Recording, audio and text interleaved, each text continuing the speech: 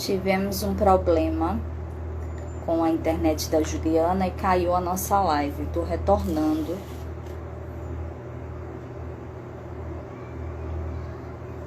Caiu, né, Julie?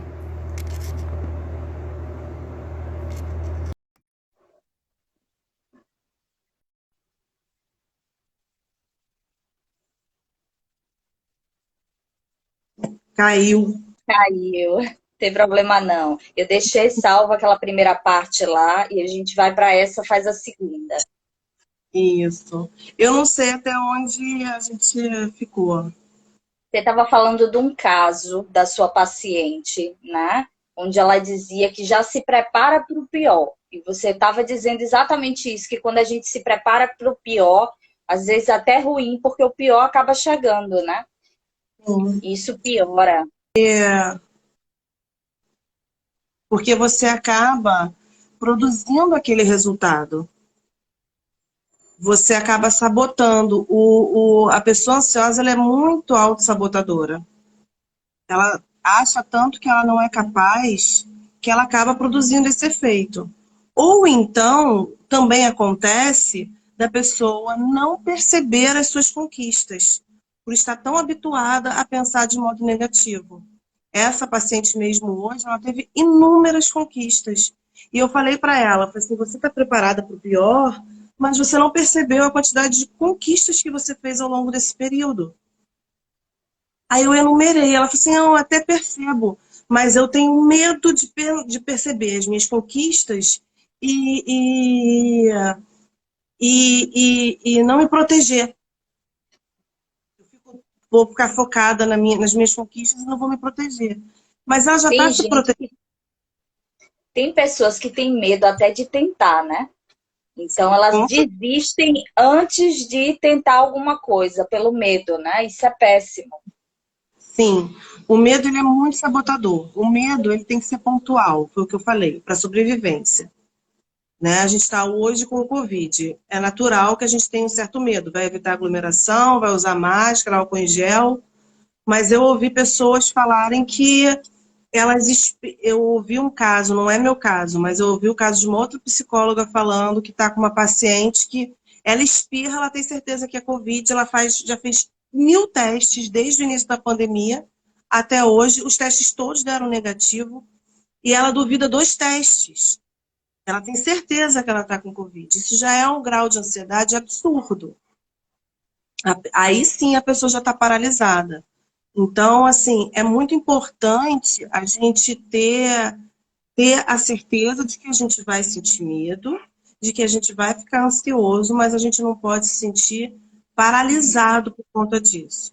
Tem gente que tem medo, ela acaba se tornando refém do próprio medo, né? E o pânico nada mais é do que esse medo em excesso, essa ansiedade crônica por muito tempo. O pânico, a pessoa quando está sempre muito ansiosa, ela começa, como eu falei antes, a liberar esses hormônios, a noradrenalina, a adrenalina, o cortisol, que são os hormônios do estresse. Só que ela libera muito, com muita facilidade, o tempo todo. E aí isso vai para o corpo, vai para o organismo. O cérebro não aguenta. O cérebro ele só suporta, no máximo, 1 ano e meio, 2 anos de estresse. E ele acaba paralisando, de alguma forma. E aí a pessoa acaba tendo crise de pânico, que nada mais é do que esse escoamento dessa adrenalina, essa descarga de adrenalina. Só que quando a pessoa chega na crise de pânico, geralmente ela acha que do nada, né? Eu já ouvi casos de pessoas que estavam no shopping e começou a sentir aquela palpitação, taquicardia, suor frio, sensação de desmaio, de perda de controle, são vários os sintomas da crise de pânico. E a pessoa tinha certeza que ela ia morrer. Ele não conseguiu ligar o carro, não conseguiu sair do estacionamento, ligou para a esposa teve que ir lá, e era uma crise de pânico. Quando a pessoa chega ao ponto de ter uma crise de pânico, ela já está passando por um grau de ansiedade já há um tempo. E aí o cérebro está dando alerta. Eu não estou aguentando, é muita adrenalina. Como a gente é feito para sobreviver, o cérebro é um órgão que luta para que a gente sobreviva, aquele excesso de adrenalina vai fazer mal para o organismo, ele usa isso como escape. Eu não posso ter esse excesso de adrenalina todo em mim. E aí cria uma crise de pânico. Isso é o pânico. E o transtorno de pânico é quando você começa a ter essas crises de forma recorrente e você começa a se paralisar na vida. Você começa a evitar lugares com medo de ter a crise, evitar pessoas, evitar situações, e você começa a ter essa crise com frequência. Então, é essa a diferença entre medo, ansiedade, estresse e pânico. Na verdade, elas estão todas interligadas, né? E só quem teve uma crise de pânico é que sabe o quão ruim é, né? É desesperador. Eu tenho ansiedade e, assim, eu já tive 2 episódios de pânico, que é a coisa mais terrível. Eu acho que é morte iminente, né? Você fica como se Sim. você fosse morrer. Então, você Uhum. vai, primeiro você acha que está tendo um AVC, né? Um ataque cardíaco, qualquer coisa do tipo, porque nada passa. Eu acho que quanto mais a gente fica com pavor, a coisa piora. E a gente Sim. começa a ter medo de ter a crise. Isso. E isso é o pior, é uma coisa terrível. E realmente, eu acho que dá de tudo, eu acho que as crises são terríveis. As crises de pânico. Eu imagino que eu tive 2 episódios por conta da minha ansiedade que estava muito elevada. Eu imagino quem tem um transtorno desse, né? E tem Uhum. gente que tem crise, 5 crises por dia, não é? Uhum. Isso. Uhum. A crise de pânico, ela é horrível. A pessoa tem certeza que ela vai morrer, ela tem certeza que ou vai morrer, ou vai enlouquecer, ou vai perder o controle. Ela tem certeza que isso acaba para o corpo mesmo. A pessoa realmente sente dor de cabeça, muita tonteira, enjoo, mal-estar, o coração acelerado, essa taquicardia que você falou, esse suor frio. Tem muita gente que desmaia mesmo, que acelera até a pressão, não porque a pessoa está com problema de pressão, mas por conta desse excesso de adrenalina. A pessoa acaba perdendo o controle, porque a crise de pânico ela dura de 20 minutos a 40 minutos, que é o tempo da descarga de adrenalina. Só que parece uma eternidade, a pessoa tem certeza que vai morrer. Quando ela chega a esse ponto, não adianta nada. O que adianta que a gente fala é beber muita água, por incrível que pareça, porque a pessoa vai fazendo xixi, vai eliminando essa adrenalina, esse excesso de adrenalina, ficar aqui e respirar e passar. Só que foi até o que uma pessoa falou na live que eu caía, que assim, o problema é a família entender. Porque se a pessoa está no auge da crise de pânico, você não adianta nem falar nada para ela. Só fica ali do lado, segura a mão dela se ela precisar, se ela pedir, e espera passar.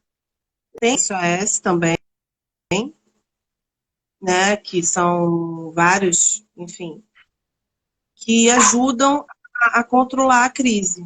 Evitam São que você tenha remédios de uma emergência, né? remédio de emergência. Antigamente, hoje em dia, inúmeras vezes, as pessoas vão ao pronto-socorro. Tá conseguindo ver, Fabi? A internet tá legal. Mas aqui tá passando direitinho.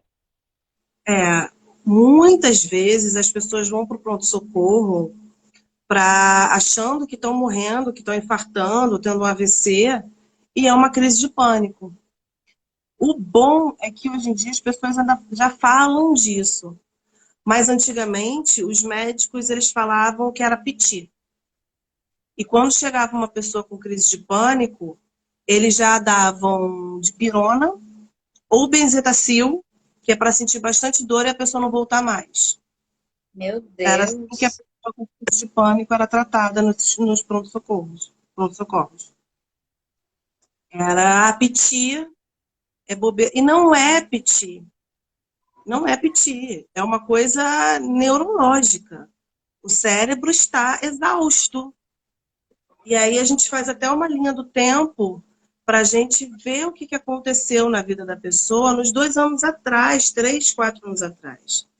Geralmente a pessoa estava vindo num embalo de estresse muito grande e ela teve uma crise de pânico em decorrência de todo esse estresse que ela carregou ao longo desses anos. O cérebro precisa descansar, ele precisa relaxar.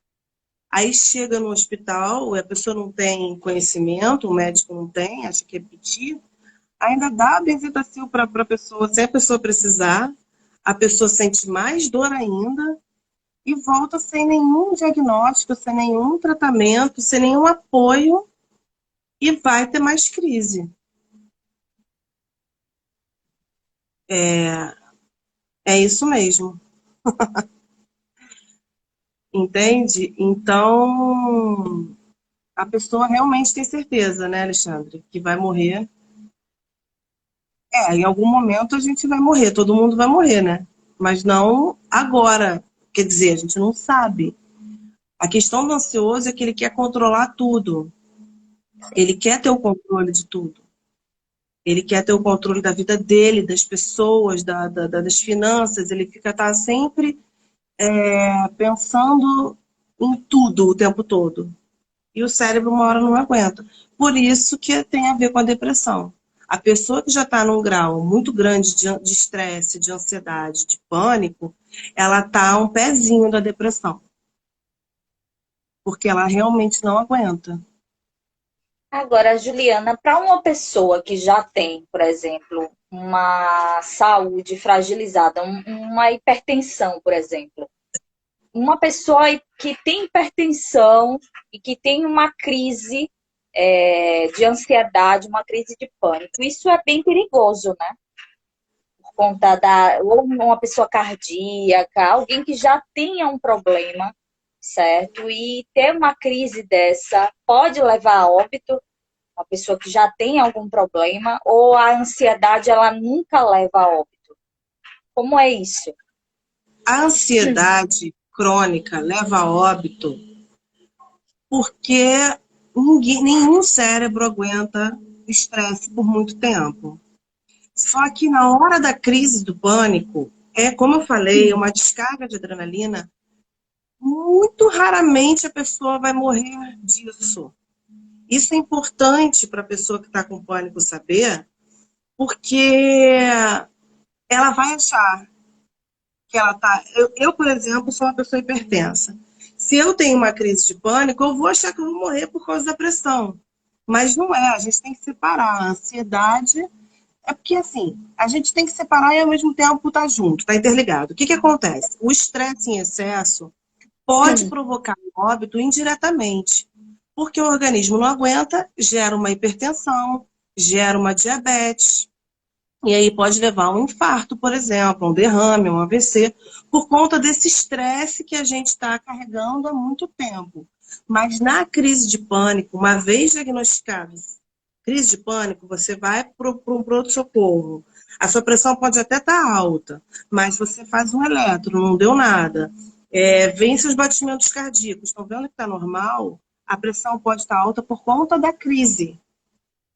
E aí você dá um remédio de SOS, um benzodiazepínico geralmente, ou espera a crise passar e a pessoa melhora. E aí até abaixa a pressão, porque a pressão subiu por conta da crise. Entende? Pode matar a crise, não, mas o estresse, sim. O estresse que levou à crise, sim. Porque o estresse causa mil estragos no organismo. Aí você tem que mudar toda a sua estrutura de vida, todo o seu tipo, sua forma de viver, para que você não adoeça. Entendeu? Mas a crise de pânico em si, não leva a óbito. Eu tô vendo que alguém falou aqui que a pressão é 20/14. Meu Deus, é muito alta. Conheça essa pessoa não se cuida, não cuida da pressão. Gente, é muito alta. É uma loucura isso. É uma Deixa eu te, loucura isso. deixa eu te perguntar uma coisa, Júlia. O que é que nós podemos fazer no nosso dia a dia para amenizar essa questão aí da ansiedade? O que é que a gente pode fazer né? E eu sempre falo assim para os meus consulentes, para as pessoas que eu trabalho aí com as terapias naturais, para evitar pessoas ansiosas, eu sempre digo, ó, desliga a televisão, porque tem gente que fica ligada ali o dia todo naqueles programas de morte, né? Tem programas específicos que falam sobre assassinato, morte. E eu acho que isso é uma coisa terrível, porque a gente já tem um medo, né? Por conta de doença, por conta de assalto. A gente já vive numa sociedade que causa aquele pavor, né? Você sair na rua, você já sai com medo.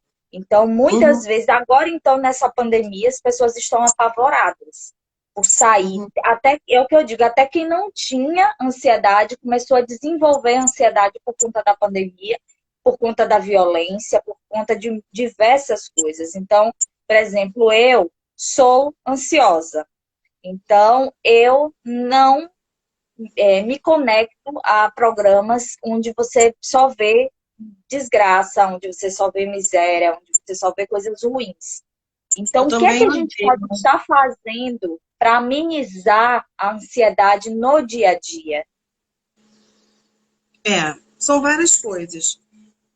Como essa pessoa falou, simples livro, programa de desgraça. É verdade. Isso é uma coisa que a gente pode evitar. Eu também odeio, eu odeio. A notícia, não, e pior, a notícia se repete. Você ouve a mesma notícia no Jornal da Manhã, no Jornal da Tarde, da tardinha, da noite, da madrugada. É quase um estado de hipnose, né? Não, é um estado de hipnose, na verdade. Aí a gente vai entrar em outro assunto, né? Da mídia aí que manipula a mente para que a gente pense como eles querem. Isso gera muita ansiedade, estresse e depressão. As mídias hoje são muito responsáveis por ansiedade, por estresse, por depressão. Porque ou mostram uma desgraça atrás da outra, ou mostram a vida plena que não existe. E a pessoa, ora está achando que a vida é uma desgraça, ora está achando que a vida é maravilhosa, e ela não é nenhuma coisa nem outra. Ela pode, às vezes, ter momentos de desgraça, sim, que faz parte da vida, pode ter momentos maravilhosos, que também faz parte da vida, mas ninguém é 100% desgraça, ninguém é 100% feliz. Então, se desconectar das mídias é uma ferramenta para combater a ansiedade. Esse é um ponto. Outro ponto eu falo muito de rotina. Eu acho legal estabelecer rotina. Horário para dormir, para acordar, para fazer as coisas. Se programar para pegar aquilo que é importante para você naquele momento. Você não vai abraçar o mundo. Você só tem uma vida para viver, você não tem 10.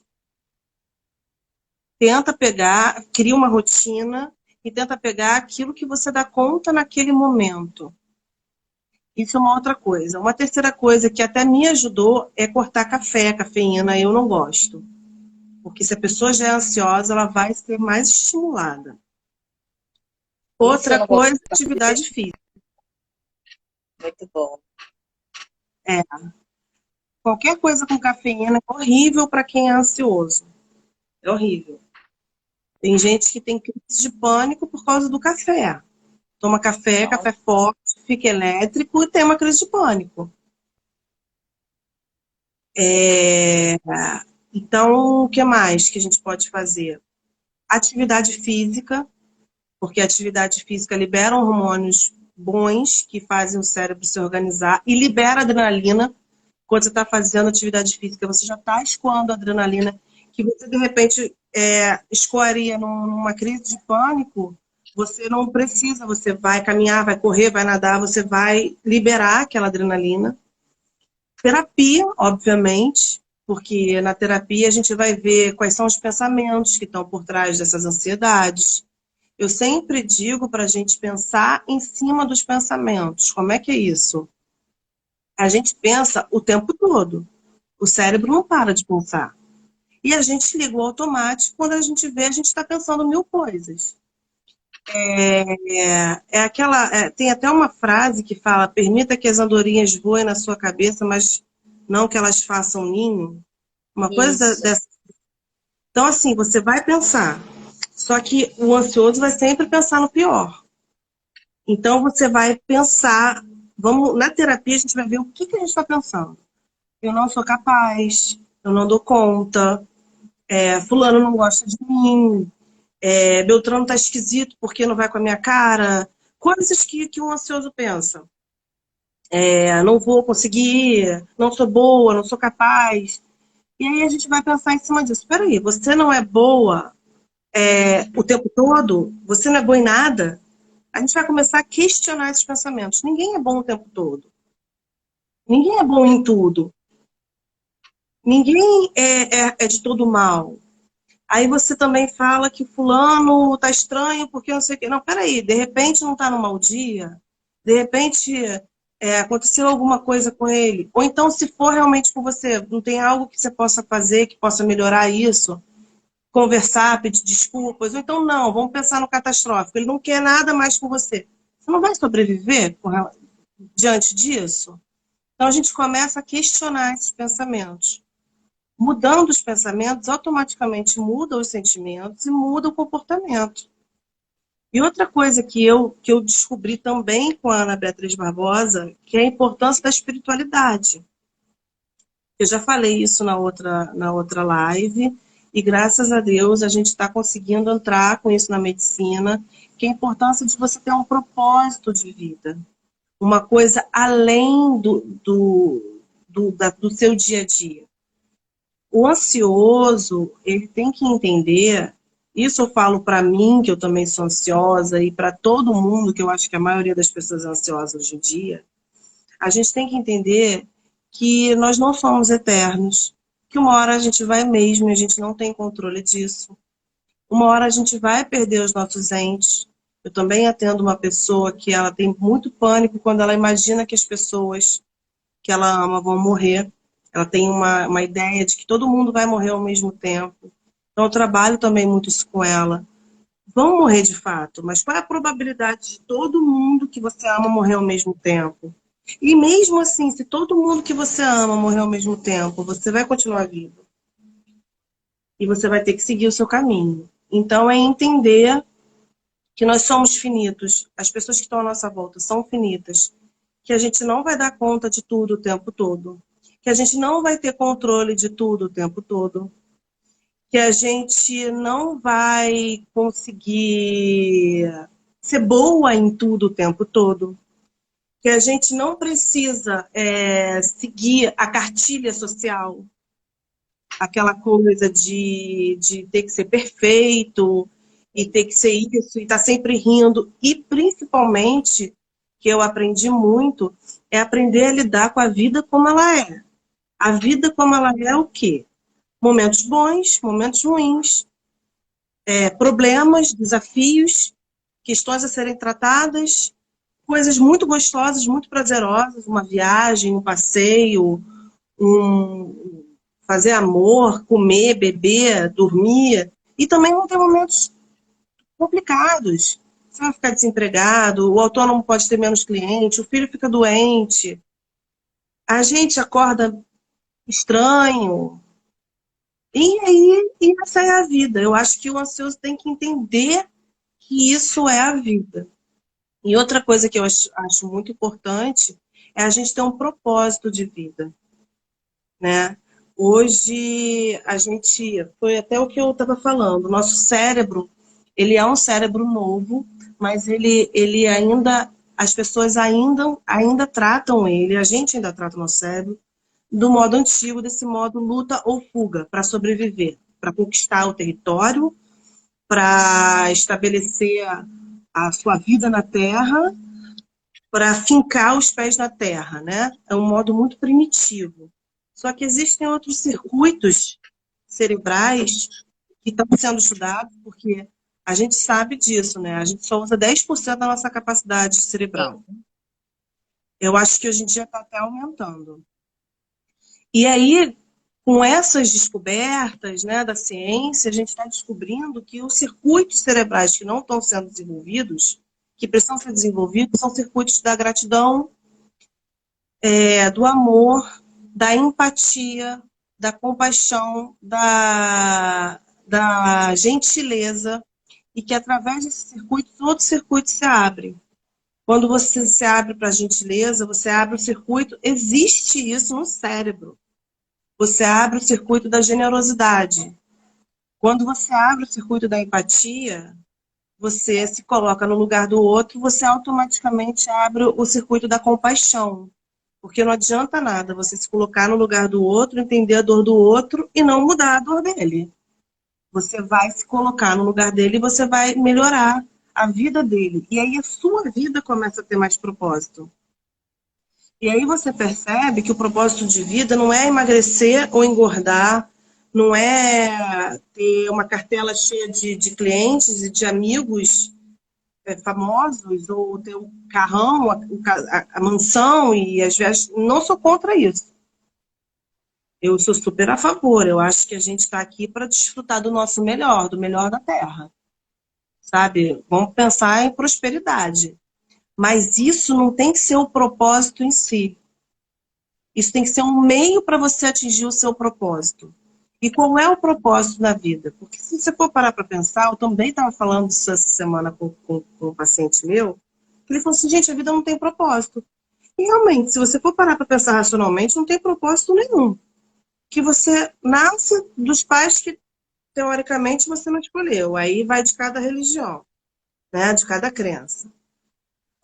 Aí você nasce nas mãos de um médico que você nunca viu na vida, você nasce careca, sem dente, e aí você cresce, aí consegue dente, e quando você consegue dente, ele cai de novo, aí cresce de novo, aí quando você tá velho, cai de novo. Eu tô atendendo um idoso que já tá perdendo dente, né? Aí você vai, cresce, aí na adolescência aquela festa, aquela farra, mas na vida adulta você tem que ralar pra caramba pra conseguir as suas coisas. E depois você fica velho, fica dependendo dos outros de novo, né? Porque se no início dependia dos outros, depois você passa a depender de novo dos outros e morre. Qual é o sentido disso? E morre, e vive para quê e morre para quê? Se você for parar para pensar em como um ateu pensa, por exemplo, ele é extremamente racional. Ele está dentro da lógica dele. Para que serve esse planeta? Por que tem outros planetas? E por que tem... Mas se você for além, se você perceber que o seu cérebro ele pode ir além, vai encontrar uma capacidade muito grande de evolução. A gente não é o mesmo de ontem, não vai ser o mesmo amanhã. E aí a gente está aqui para isso, para evoluir. Isso independe de religião. Na verdade, até essas mudanças que você cita, do perder o dente, ter o dente, passar, são fases, eu acredito que é a vida, na verdade, nos ensinando a adaptação das mudanças, né? Nós, Uhum. às vezes, queremos nos eternizar em uma única fase. E a vida É, vai lá e, ó, você precisa passar por isso, precisa passar por aquilo. E aí a gente vai adquirindo conhecimento através dessas mudanças, né? E assim, o propósito da vida, eu acredito que para cada um é algo muito peculiar. Porque para mim pode ser uma coisa, para outra pessoa é outra coisa. Eu acho que o propósito da vida é ser feliz com o que você tem, né? Eu é, acho que as pessoas precisam entender. Muitas vezes a gente se frustra porque a gente vê no Instagram de uma pessoa, aquela pessoa viajando milhões, ou ali numa, sabe, coisas que a gente não, muitas vezes a gente não está vivendo aquilo ali. Só que aquilo ali é esforço e é mérito daquela pessoa. Não necessariamente a gente estando naquela posição seríamos felizes porque não é aquilo ali talvez que vá te preencher. Então, eu uhum, acho que o propósito da vida é olhar primeiro para dentro, saber o que te faz feliz e ir em busca da sua própria caminhada. Porque quando a gente olha para o lado, quando a gente foca muito no que o outro é, no que o outro faz, no que o outro tem, lógico que a gente vai frustrar porque nenhuma vida é igual, né? O que eu tenho, você não tem, o que você tem, outra pessoa não tem, e é assim. E a sociedade, ela tem o costume de querer padronizar tudo, né? Para você ter uma vida feliz, você tem que estar naquele tipo de padrão. Se você estiver fora, você está fora, está no limbo, né?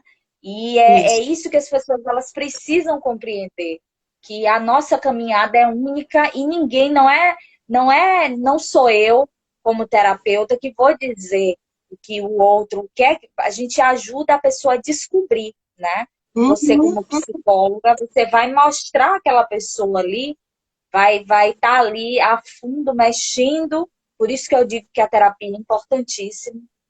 A terapia, ela nos ensina a lidar com gatilhos, né? Ela nos ensina a ter uma percepção maior. Um psicólogo, ele vai ali fazer uma leitura, né, da pessoa, uma leitura que nenhuma outra pessoa vai fazer. Amigo fala, dá um toque e tal, mas é diferente, né? Muitas uhum, vezes as pessoas correm do psicólogo para estar ali batendo papo com um amigo, não é a mesma coisa, sabe? uhum, E assim, eu consegui com terapia descobrir coisas que nem eu sabia. Então eu uhum, acho que é importantíssimo. O remédio o psiquiatra é importante, mas a terapia, muitas vezes a gente precisa dela aí durante muitos anos. Eu conheço pessoas que estão há anos aí em psicólogos e se sentem bem, porque é como eu disse, ele traz um novo olhar, né? uhum, E é muito importante. uhum. O que que acontece? Até o Alexandre falou aqui que você fica rico e não leva a nada, mas também não vive sem dinheiro. Assim, eu não tenho muito essa visão de você fica rico e não leva a nada, porque a gente está aqui para deixar o nosso legado. E o nosso legado pode ser também material. Eu não vejo Pode. problema nenhum em você deixar um legado para os seus filhos e netos, por exemplo. Deixar, sei lá, desde um apartamento até sítio, fazenda, desde que você também deixe valores, princípios e valores.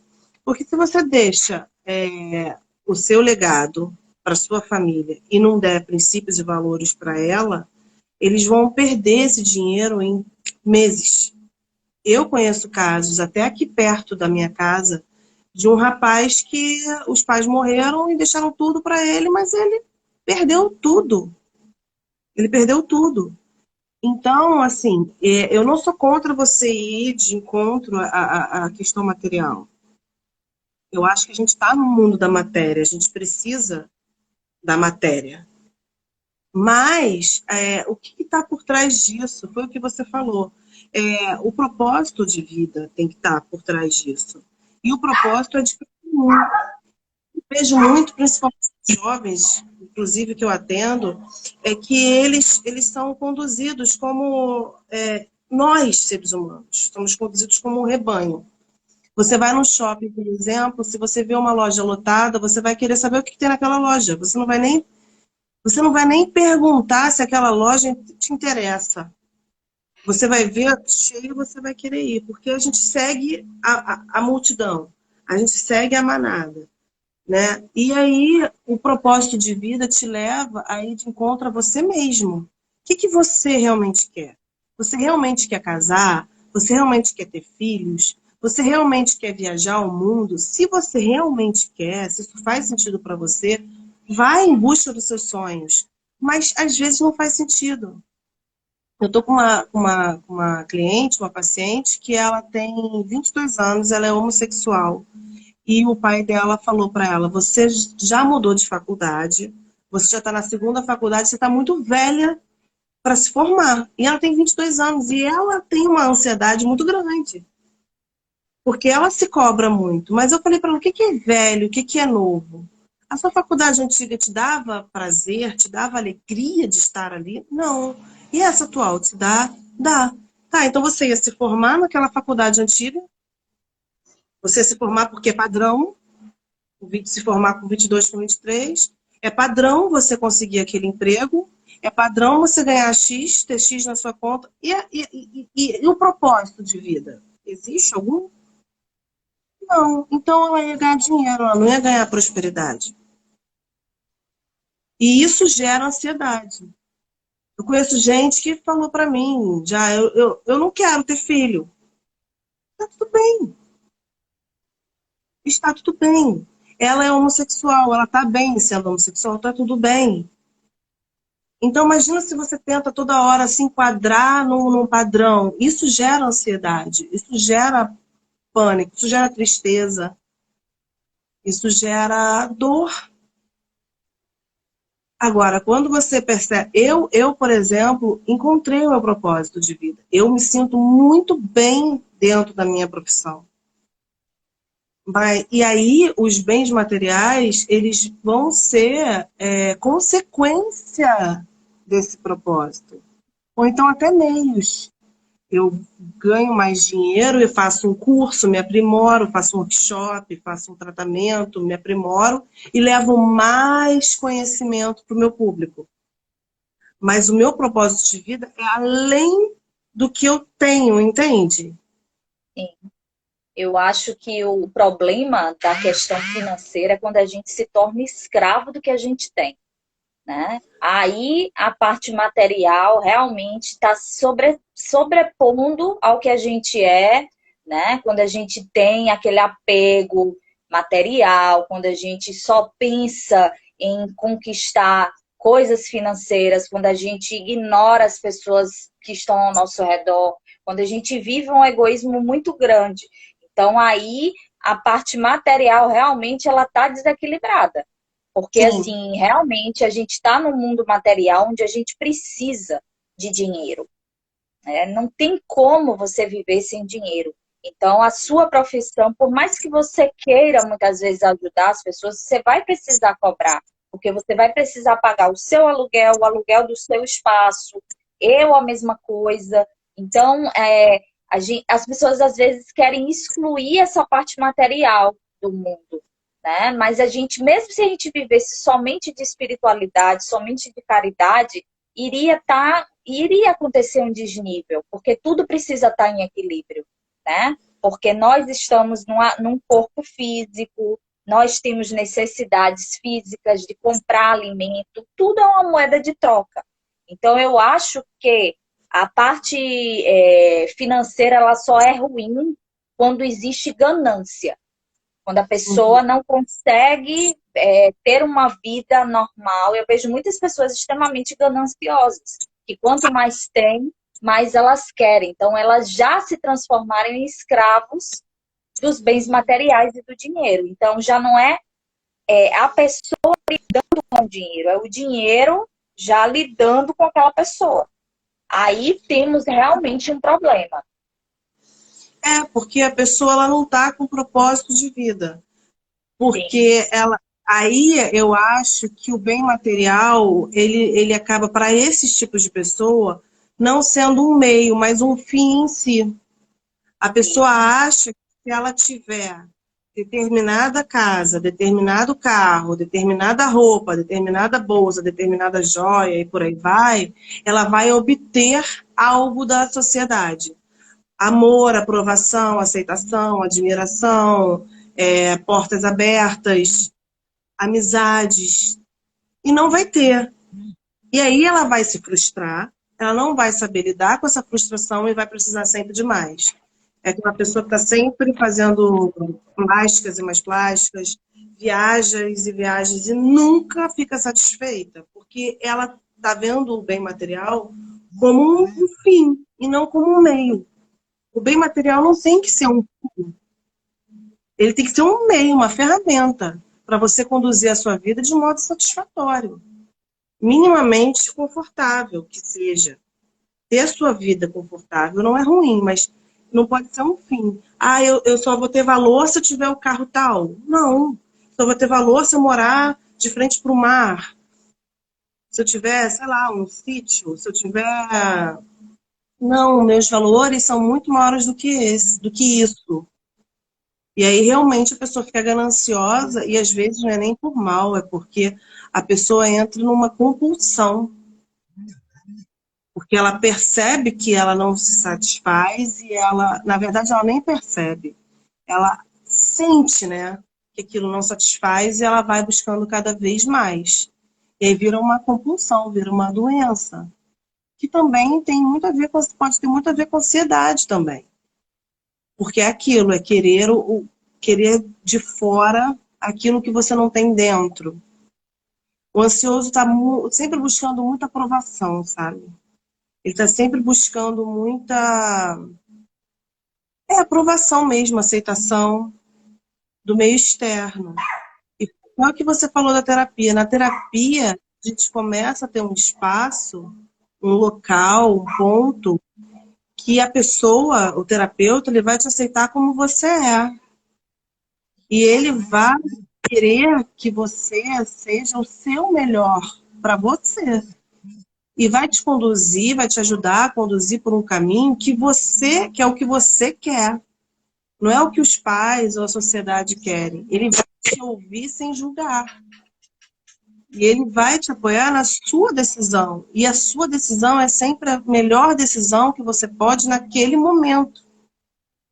E é realmente o medicamento, ele serve para te tirar da crise. Mas o cerne da questão, onde estão, a gente vai ver na terapia. E não vai ver com a amiga, não vai ver se consultando, né? Assim, a gente usa os oráculos para várias coisas, mas assim, você vai ver Exatamente. você com você mesma, você se encarando de frente, com ajuda profissional, porque você se encarar de frente cheio de mazela, cheio de ansiedade, você vai só se chicotear. Eu sou uma droga, não sirvo para nada, mas você se encarar com uma pessoa que está ali, inteira para você, sem julgar, te ouvindo, te amparando, te apoiando e dizendo, estou com você. Às vezes a pessoa só precisa disso. A pessoa ela vai relaxar, ela vai sentir que ela pode ser ela mesma e ali ela vai se descobrir. E a ansiedade vai diminuir bastante, porque você vai estar num espaço seguro que você possa ser você sem ser criticado. E aí você vai se ouvir, você vai se entender. E você vai chegar às suas conclusões. E isso diminui bastante a ansiedade. Com certeza. E a tristeza, né? A depressão também. Né? Porque muitas vezes também a depressão é um acúmulo de coisas. Às vezes você deprime por uma coisa pontual. Perdeu alguém, foi demitido, se separou. Mas às vezes a depressão vem por um acúmulo de coisas. E nesse espaço, uma amiga fala: ah, que bobeira, vamos sair, vamos curtir. Ah, terminou com o namorado, arruma outro, entra no Tinder. Né? Vai, fica com outro, que vai passar. Mas não é isso. A pessoa ela precisa entender o que está por trás vamos supor, do término de um namoro. Numa terapia você vai ver o porquê que você se afinou com aquela pessoa, como é que foi a sua relação com aquela pessoa, o que tem de teu naquela relação, o que você aprendeu daquela relação, o que tem do outro, o que você quer para você, o que você não quer mais. E aí você vai elaborar aquilo, você vai resolver aquilo e você vai para outra relação, ou até voltar, ou ficar, enfim, de uma nova forma. Isso tudo ajuda a combater esse estresse todo, por exemplo, que é aquele estresse que a gente tem que eu falei no início, de dar conta o tempo todo, de tudo. A gente acabou falando de vários assuntos, né? E eu até depois eu quero trazer você novamente para falar sobre. A gente abriu aí um leque e essa questão da morte, do luto, isso também é bem interessante, viu? Né? Muito, Trazer para cá muito. muito. E assim, uma coisa que eu queria falar ainda sobre ansiedade, que é muito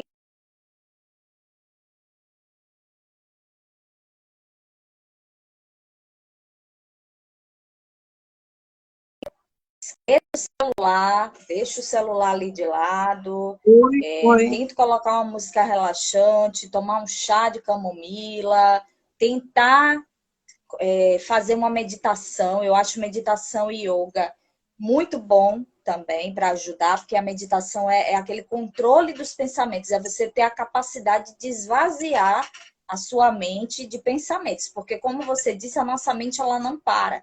Então a gente é bombardeado o tempo inteiro, né? E Sim. chega uma hora que fica sem controle. E por incrível que pareça, eu sou assim, chego, quando deito a cabeça no travesseiro, pronto, começa a coisa que vem até dos 18 anos, as lembranças, e vem, e a gente quer dormir, não para, e vem aquilo que a gente quer fazer, às vezes eu tenho que levantar para escrever alguma coisa, sabe? Então a mente, ela tá o tempo todo. Então, eu aprendi a não ter televisão no quarto, porque eu acho que é uma Isso. distração, né? Evitar o celular, até certo horário você usa, depois você deixa ali de lado, para poder ter um ritual para dormir. O que é que você recomenda, Juliana? Exatamente isso. Eu falei isso hoje, inclusive, também. É você ter um ritual para dormir. Se você tem uma crença católico, você reza. Se você é evangélico, você ora. Se você é budista, você faz seus mantras, enfim. É ter um momento de conexão com você mesmo. É isso mesmo, é desligar a televisão.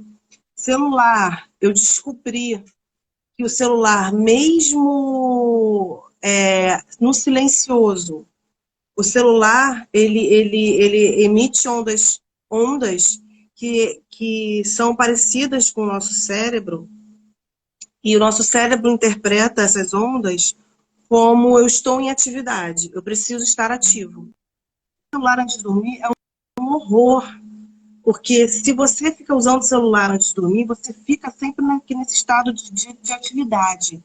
E se você bota o celular, todo mundo hoje em dia eu acho que tem essa mania de colocar o celular do lado para dormir. Coloque em modo avião, pelo menos, porque até no silencioso ele emite ondas que o seu cérebro interpreta como preciso ficar ativo. Eu não sabia disso, descobri isso essa semana, estudando para a live, inclusive. Descobri isso pela psiquiatra, pela doutora Ana Beatriz. Que até quando ele está no silencioso, as ondas entram no seu cérebro. E ele entende que ele precisa estar acordado. Então, sem televisão, sem celular, bota da forma antiga o despertador para tocar no relógio normal. Antigamente não tinha celular e todo mundo acordava. Desliga o celular. Entra em contato com você, toma um banho morno, um chá de camomila, uma alimentação leve e respira. A gente precisa de momentos de respiração. Se a pessoa ela não quer seguir uma meditação específica, porque tem muitas meditações que são vinculadas a determinadas crenças, faz uma meditação básica, que é a da respiração diafragmática. Respira pela barriga, solta o ar pela boca, sente a sua respiração, sente o seu corpo, sente os seus músculos relaxando. Deixa a mente devagar, deixa a mente fluir. Não fica julgando os seus pensamentos, querendo orquestrar, querendo conduzir os seus pensamentos. Se bater algum sentimento, deixa bater. Isso também é muito importante para controlar a ansiedade. A gente não gosta de sentir coisa ruim hoje em dia, mas os sentimentos, eles existem. Você querendo ou não, se você ganhar na loteria, você vai ficar feliz. Você querendo ou não, se você perder alguma pessoa que você ama, você vai ficar triste. E faz parte da vida. E tá tudo bem. Então, respira, sente seu corpo. Eu sempre falo isso. O que seu corpo está querendo dizer para você? Às vezes você está com uma dor e você não sabe o que é. O seu corpo está querendo dizer alguma coisa para você. Se ouve, respira, e aí você vai dormir. Para você ter um sono reparador, porque a pessoa ansiosa, ela tem muita dificuldade de sono, tanto o ansioso quanto o depressivo. O ansioso tem dificuldade do sono da manhã, do início, porque ele fica desse jeito, ruminando coisas, e aí não pega no sono. E o depressivo, ele acorda antes da hora, com uma tristeza, com um vazio muito grande. Então, e o sono, ele é reparador. Se você não tem qualidade no seu sono, você não vai conseguir nem melhorar o seu estresse, sua depressão, seu pânico. Então, é muito importante que eu indiquei até para um paciente meu ontem, botar o relógio para despertar para dormir. Lembrar que, 8 horas eu começo a me preparar para dormir. Já tomo um banho morno, já vou desligando as luzes da casa, já vou fazendo a respiração, nada de televisão ligada. E é isso. É tudo para o cérebro funcionar melhor. Tudo isso é para o cérebro funcionar melhor. Né? É um órgão fundamental, né? E o que fazer, Juliana, quando você está em uma crise? Isso a gente não falou, né? Eu estou andando na rua e a gente sabe que eu canso de dizer que a crise, uma crise de pânico, ela não avisa, né? Pelo menos as minhas não. Às vezes você tá tranquilo ali do nada, de uma forma assim que você nem sabe como começou, você começa a suar frio, a ter sensação de desmaio. Eu tinha muita sensação de apagão, né? Não sei se isso outras pessoas têm, mas eu tinha aquela coisa de apagar e voltar, sabe? Sem necessariamente desmaiar.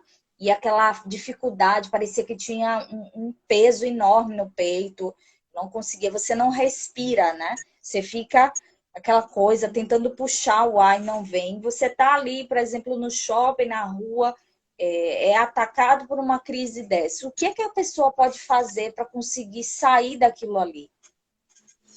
É, existe. Você falou que às vezes a gente tem crise de pânico sem sentir.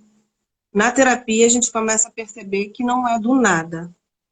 Esses Sim. pensamentos vão fazendo com que o cérebro comece a jogar demais adrenalina para o corpo.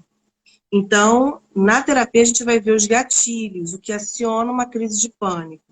Para quem não está em terapia, não tá conectado consigo mesmo, ele vai achar que é do nada. Do nada, eu estou no shopping e passei mal.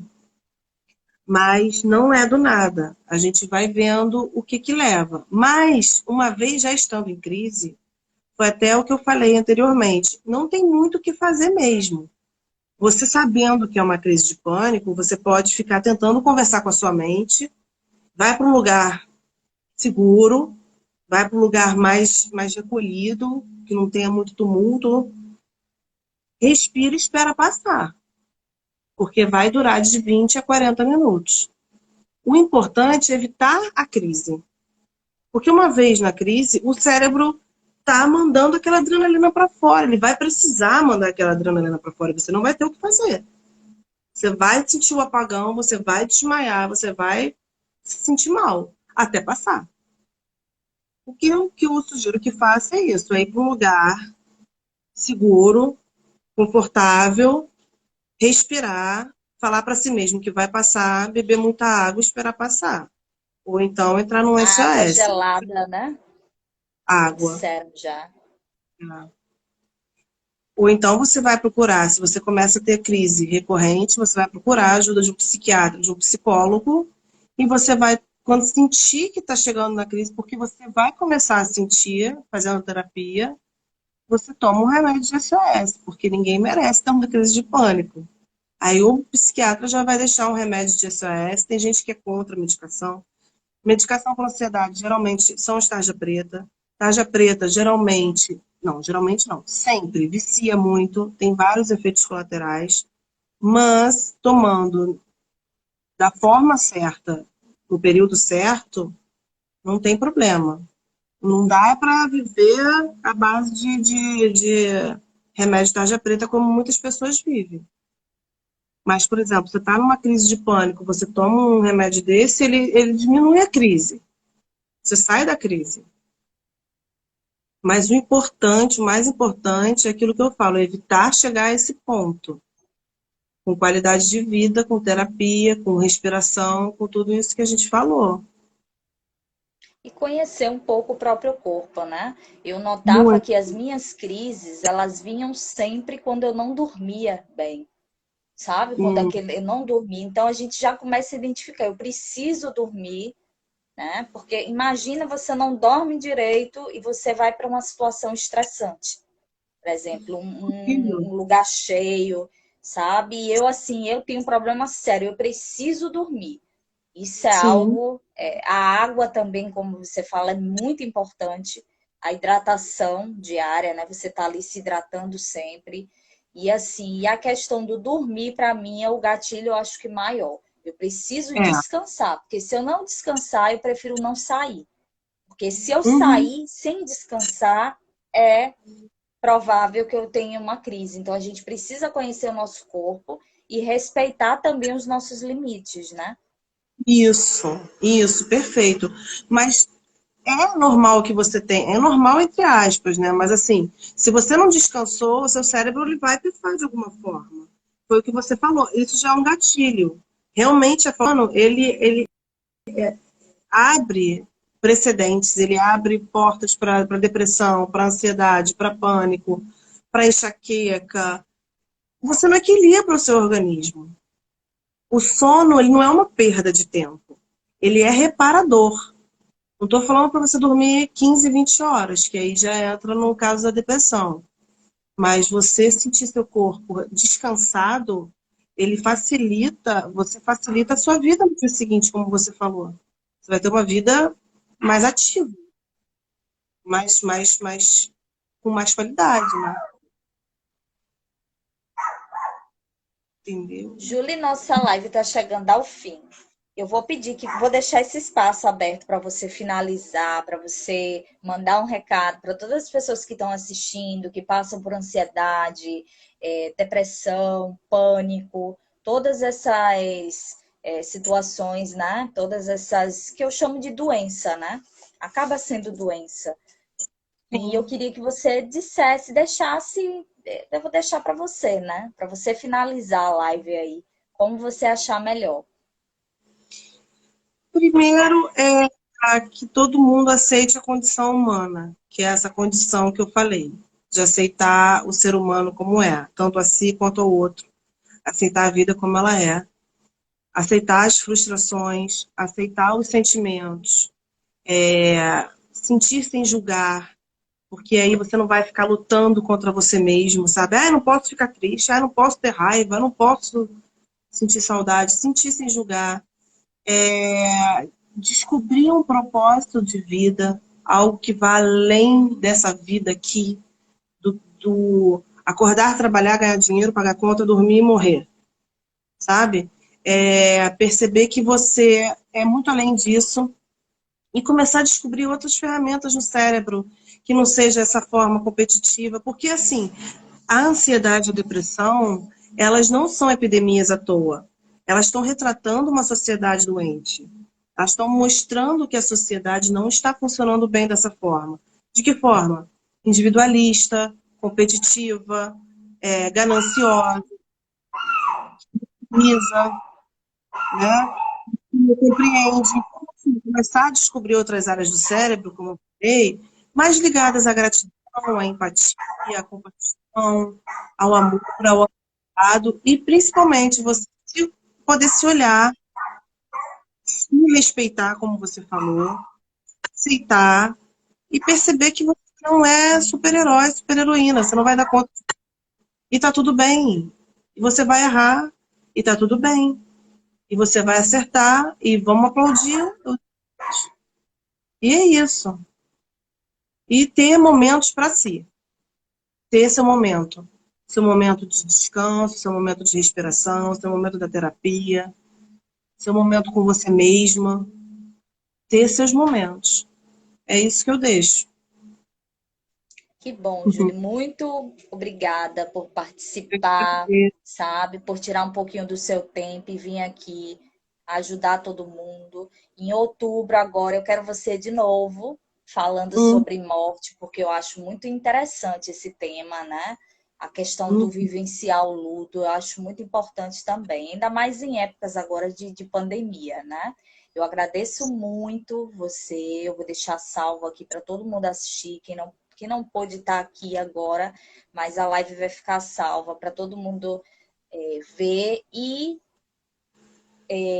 captar, né? Tanto conhecimento que você sempre traz, tanta coisa boa, principalmente porque são assuntos aí que, embora estejam, né, na mídia o tempo todo, você traz isso aí de uma forma mais clara, né? Mais simples, que dá para todo mundo entender e compreender, e eu acho isso muito importante. Tá bom, meu Ah, eu que amor? agradeço. Muito obrigada pela Obrigada. oportunidade. Eu que Obrigada, agradeço. meu bem. Até Um a beijo. próxima. Próxima. Beijo. Beijo, tchau. Tchau.